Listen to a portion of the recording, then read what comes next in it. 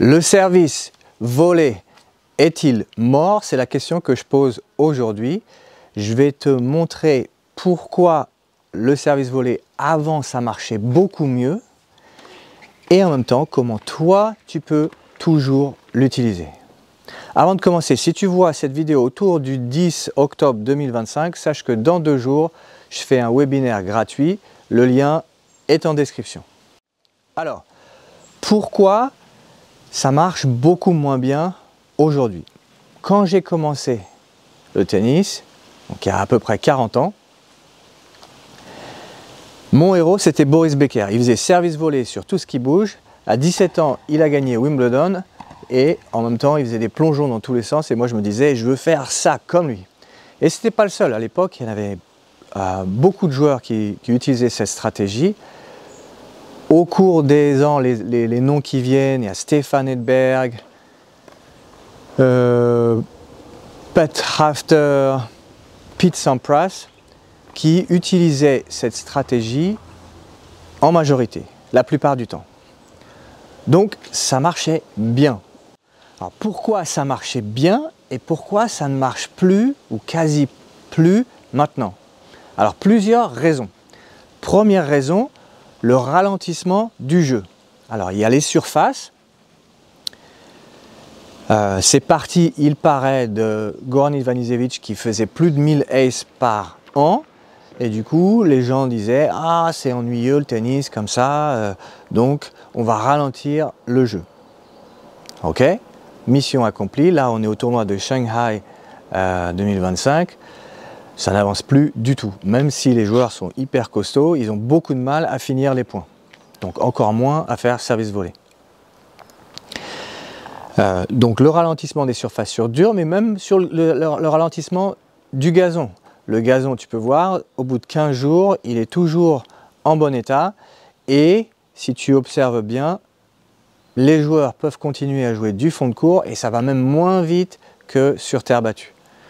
Donc, ralentissement des surfaces, c'est une raison. La deuxième raison, bien sûr, c'est le ralentissement des balles qui deviennent comme ça au bout de quelques jeux et ça change tout et tu ne peux pas non plus avoir un tennis super agressif à cause de ça. Ensuite, la deuxième raison pour laquelle il y a moins de services volés, c'est ça, grâce ou à cause de ça. Ça, c'est un cordage monofilament, là c'est un Luxilon 4G, peu importe. Le truc avec ces cordages, c'est que plus tu t'engages dedans, plus tu mets de l'effet dedans et de la puissance dedans, plus la balle, elle tourne et elle rentre dans le terrain. Ce qui fait qu'avant, tu pouvais jouer sur le fait que l'adversaire pouvait avoir peur et sous la peur, frappe pas trop son passing ou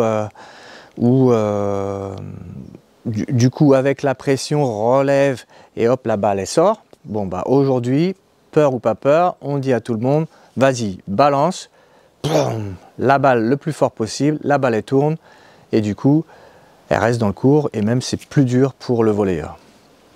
Donc ça c'est la deuxième raison. Troisième possible raison, un effet de mode, plus personne fait service volé, du coup on se dit le tennis c'est comme ça, je sers et je fais mes coups de fond de court. Voilà.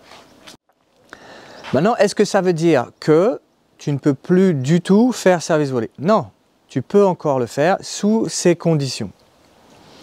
La première condition c'est de choisir ton moment. Tu ne peux pas le faire autant qu'avant.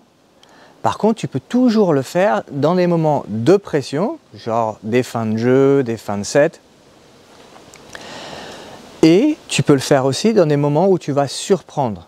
Au tennis, c'est toujours important d'influencer ton adversaire, d'être dans sa tête. S'il s'attend à ce que ça soit toujours de la même manière, il n'a pas à réfléchir, pas d'émotion, facile.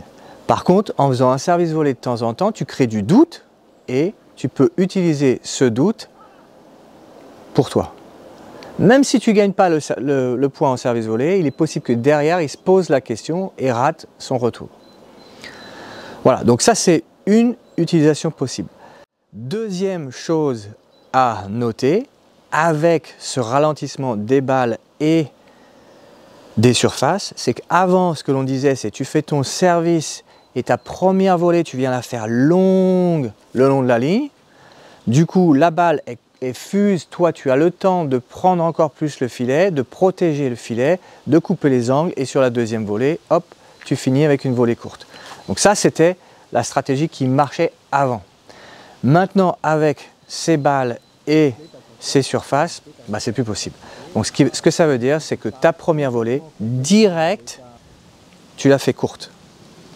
Du coup, tu vas faire bouger ton adversaire à la fois sur le côté et à la fois dans la profondeur, à savoir que certaines personnes sont meilleures pour percevoir les balles sur le côté, d'autres sont meilleures pour percevoir la profondeur. Si tu joues un peu avec les deux, il est bien possible qu'ils ne gèrent pas forcément ça le mieux possible. Et toi, derrière, tu colles à nouveau, tu es prêt à bondir et à finir sur la deuxième volée. Voilà. Bien sûr, ça demande un petit peu plus d'agilité sur cette première volée pour pouvoir la jouer courte. Mais c'est le prix à payer avec les conditions de jeu actuelles. Voilà. Voilà pour ce qui est du service volé. Je t'invite encore une fois à me rejoindre. Webinaire gratuit, accompagnement qui suit, qui n'est pas gratuit, sur le thème du service, de la volée et donc du service volé. À bientôt.